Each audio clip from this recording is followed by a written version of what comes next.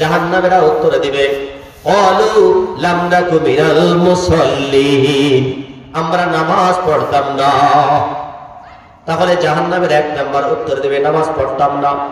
এই জন্যই কবি বলেছেন মুকুন সুস্তি নামাজে পাঞ্জাগানা, মুকুন সুস্তি নামাজে পাঞ্জাগানা, ফাওয়াইলুল লিল মুসাল্লিন আল্লাযিনা। ও দুনিয়ার মানুষেরা, মুসলমানেরা, 5 ওয়াক্ত নামাজ কখনো কাজা করো না। 5 ওয়াক্ত নামাজ তোমরা ছেড়ে দিও না। 5 ওয়াক্ত নামাজ যদি ঠিক মতো না পড়ো তাহলে জাহান্নামের ভিতরে একটা ওয়াইলুন নামক জাহান্নাম আছে, ওই জাহান্নামের মধ্যে তোমাদেরকে নিক্ষেপ করা হবে। জাহান্নামীরা এক নাম্বার উত্তর দিবে যে আমরা জাহান্নামে আসলাম নামাজ না পড়ার কারণে। নামাজ কত বড় ইবাদত, যে ব্যক্তির নামাজ ঠিক হয়ে যাবে তার অন্যান্য আমলগুলি আল্লাহ তাআলা কবুল করে নেবেন, বলেন সুবহানাল্লাহ।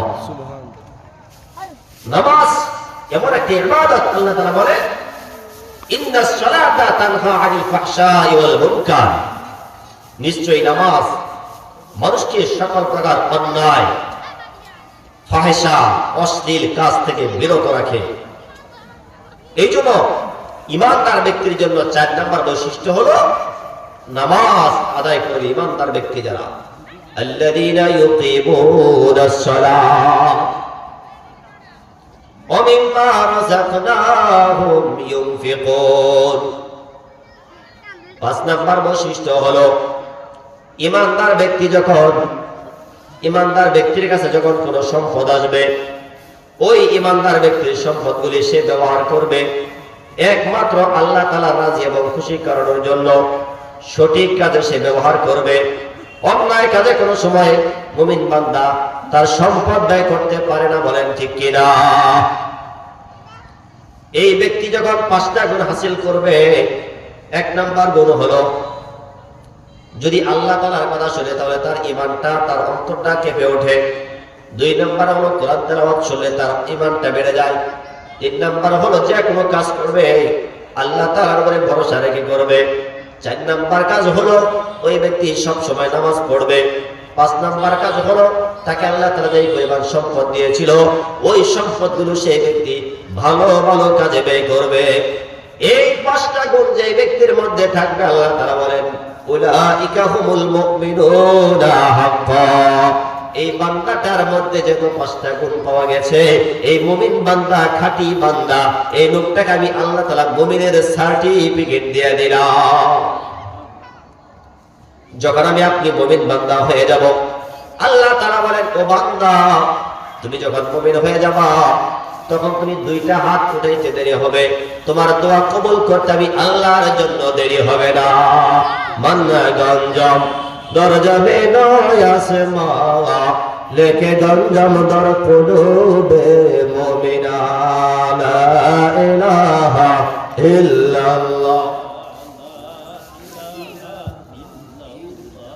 লা ইলাহা ইল্লাল্লাহ, লা ইলাহা ইল্লাল্লাহ, লা ইলাহা ইল্লাল্লাহ, লা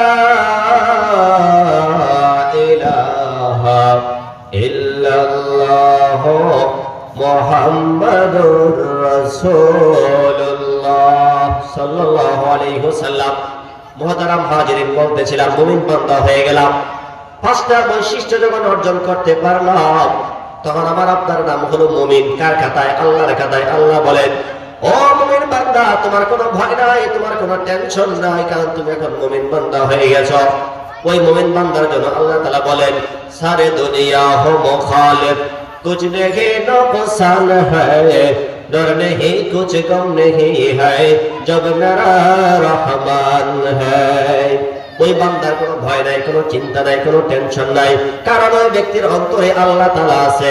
আল্লাহ তাআলা বলেন আমি দুনিয়ার আসমান এবং জমিন কোথাও কোনো জায়গা নাই, আমি আল্লাহ তাআলা কোনো জায়গার মধ্যে বসি না।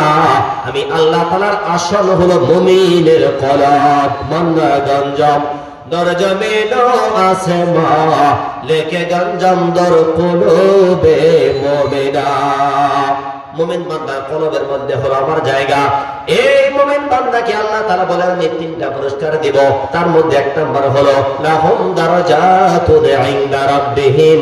এই মুমিন বান্দার ইজ্জত সম্মান দুনিয়ার মধ্যে আমি আকাশ সমান করে দেব, বলেন সুবহানাল্লাহ। মান ইজ্জতের জন্য, ইজ্জত সম্মান পাওয়ার জন্য মানুষ আজকে দুনিয়ায় কত কাজ করে, কত কাজ করতেছে যাতে কেউ সম্মান তাকে কেউ করে, কিন্তু সম্মানের মালিক কে বলেন? আল্লাহ। আল্লাহ তাআলা বলেন বান্দা তুমি সম্মান পাবা তখনই যখন তুমি খাঁটি মুমিন হয়ে যাবা। দুই নাম্বার পুরস্কার আল্লাহ তাআলা বলেন অমিম্মা, ওই বান্দা তুমি যখন মুমিন হইরা লাহুম দারাজাতুন ইনদা রাব্বিহিম ওয়া মাগফিরা, তুমি ছোট্ট কাল থেকে বড় হওয়া পর্যন্ত যত গুনাহ করেছিলা সমস্ত গুনাহ মুমিন হওয়ার পর আমি আল্লাহ তাআলা maaf করে দেব, সুবহানাল্লাহ। তুমি যত গুনাহ করেছিলা একটা বান্দাকে যদি আল্লাহ সমস্ত গুনাহ maaf করে দেয়, এর চাইতে বড় কোনো পুরস্কার আছে বলে? নাই। আল্লাহ তাআলা বলেন তিন নাম্বার পুরস্কার হলো ওয়ারিজকুন কারীম। ও বান্দা তুমি যখন মুমিন হইলা তোমার রিজিকের চিন্তা তোমার করতে হবে না। শুধুমাত্র রিজিক বলা হয় কাকে? খাওয়া দাওয়াকে না। একটা মানুষ যখন তার যা যা কিছু প্রয়োজন আছে, খাওয়া দাওয়া, ঘুম, আরাম, আয়েশ, একটা মানুষের যত প্রয়োজন আছে আল্লাহ তাআলা বলেন সমস্ত প্রয়োজন আমি আল্লাহ তাআলা মিটিয়ে দেব সম্মানের সাথে। অসম্মানের সাথে না, সম্মানের সাথে। ওয়ারিজকুন কারীম, কোন বান্দা রিজিক কামাই করে কষ্টের মাধ্যমে, কোন বান্দা রিজিক খায় অসম্মানের মাধ্যমে, আবার কিছু কিছু বান্দা আছে তাদের রিজিক আমি আল্লাহ তাআলা সুন্দরভাবে সম্মানের সাথে পৌঁছাইয়া দেই। ইমানদার বান্দা যদি হওয়া যায় আল্লাহ তাআলা বলেন তোমার খাবারের ব্যবস্থা আমি আল্লাহ তাআলা সুন্দরভাবে সম্মানের সাথে করে দেব, জোরে বলেন সুবহানাল্লাহ। এই জন্য ইমানদার হওয়ার জন্য, ইমানদার হওয়ার যে জায়গা, এই জায়গাটার নাম হচ্ছে মাদ্রাসা। কথা বলুন ঠিক কিনা? যারা বোঝে তাদের কাছে এটা হলো সবচেয়ে সুন্দর এবং ভালো জায়গা। এটা হলো নবীর ঘর। নবী হলো গোটা বিশ্ব মানুষের জন্য হলো রহমত, রাহমাতাল লিল আলামিন। যারা বোঝে আর যারা বোঝে না তাদের কাছে